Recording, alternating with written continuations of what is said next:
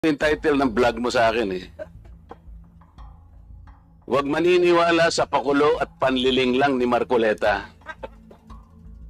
Ano ang panliling lang ko, attorney?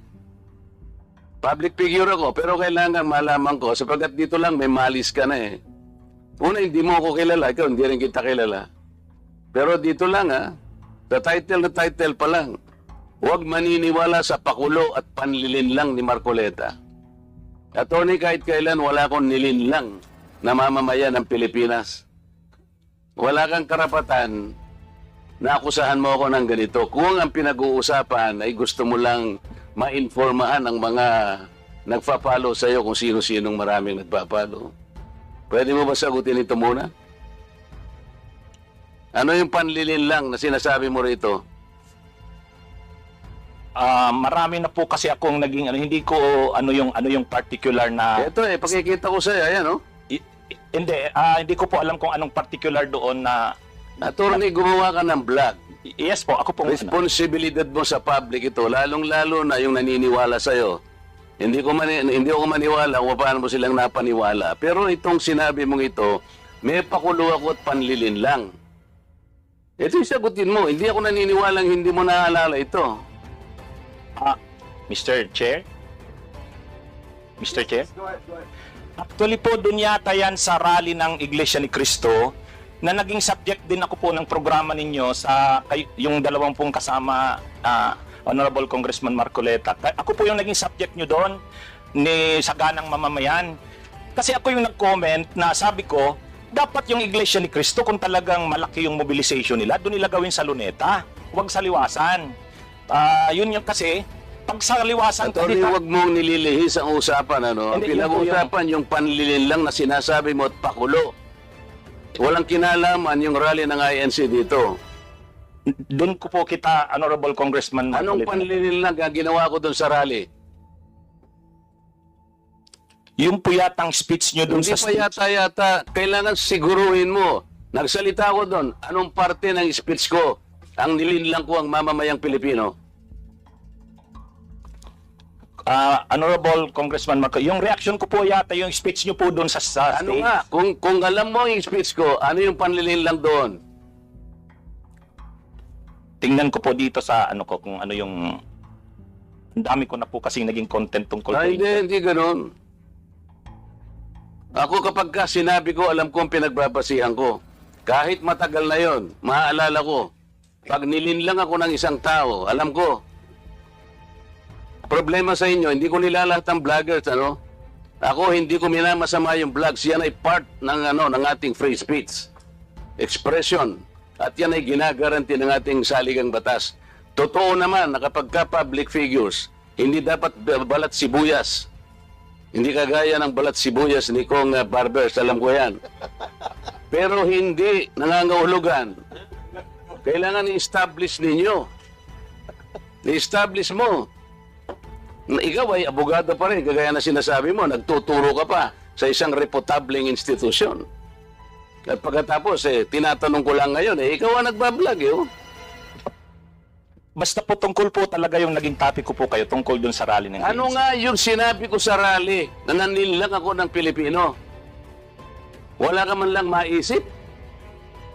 Ito yung uri mo na hindi kailangan talagang nagbablog Nami-mislead mo yung mga tao, nililinlang mo yung mga tao. Ang dahilan ay hindi mo man lang masabi kung ano yung aking mga panlilinlang na sinasabi mo rito. Pakulo at panlilinlang. Hindi ganyan yung mga vloggers na kilala ko. Yung mga vloggers umaatake rin sa akin, pero hindi ako balat sibuyas sapagkat may basihan ang kanilang sinasabi. Yung pinag-uusapan siguro namin dito. Gusto nila niyang tingnan siguro kung ano yung mga seats ng mga aming pinag-uusapan dito.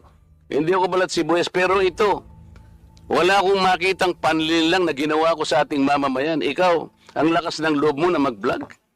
Abogado ka pa naman. O ano?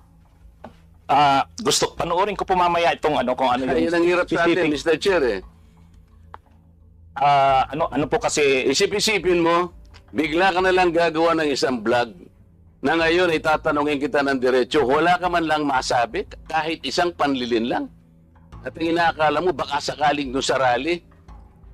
Maraming Ibig mo sabihin, naharap ako sa rallying pagkalaki-laki para manlilang lang ako ng mamamayang Pilipino? Hindi ka karapat dapat na abogado eh. Hindi ka dapat magturo sa Ateneo. Sinasabi ko sa iyo ngayon. Ako hindi ko inaukusahan ng mga vloggers.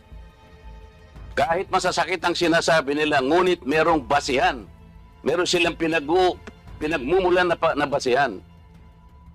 Kamukha nung isang vlogger, Mr. Chair. Nakita niya yung isang tarpaulin, isang billboard na-install doon sa SLEX. Isang female vlogger, Mr. Chair, napanood ko. Itong si Marcoleta kanya, walang kahihiyan ito ha. Tanga pala eh. At ikinahihiya na rin siya ng mga kapatid niya sa Iglesia ni Cristo. Sapagkat, akalain mong gagawa siya ng billboard, isasama niya kanya si Pastor Kibuloy. Hindi ba niya alam na si Pastor Kibuloy ay ganyan. So, kinakailangan, Mr. Chair, na sagutin ko. Ang pagkakasabi ko lang po na sagutin ko, miss ka ako, hindi kita kilala, pero medyo nasaktan lang ako, pero nandun na lang, pagpapasensyaan na kita, sapagat ako ay public figure. Kung ako lang ka ako ang ginanito mo, okay lang eh. Kaya lang kita sasagutin sapagkat yung mga nakikinig sa'yo, baka malin lang mo. Baka sila'y mailigaw mo sa paniwala na ako nga ang gumawa ng billboard na yan. So ipinaliwanag ko, Mr. Chair, hindi ako ang gumawa ng billboard na yan. Nakita ko na lamang po na biglang kasama po ako ron. At hindi naman po ipinaalam sa akin nung gumawa. Siguro po dahil si Pastor Kibuloy po ay tumatakbo ring isang senador, inakala niya sigurong magiging maganda rin para sa kanya kung kami po ay magkasama. Eh ako naman po ay wala namang magagawa tungkol doon. Pero hindi ko na po, wala na po akong reaksyon sapagkat public figure nga po ako eh. Lahat kami ay tatamaan. Ito nga po yung napakagandang pagkakasalita po sa Korte Suprema eh. Mr. Chair, basahin ko lang, maliit lang po ito. The interest of society, ito po yung United States versus Bustos. The interest of society and the maintenance of good government demand a full discussion of public affairs. Complete liberty to comment on the conduct of public men is a scalpel in the case of free speech. The sharp incision of its probe relieves the abscesses of officialdom. Men in public life may suffer under a hostile and an unjust accusation. The wound can be assuaged with the balm of a clear conscience. A public officer must not be too thin-skinned with reference to comment upon his official acts.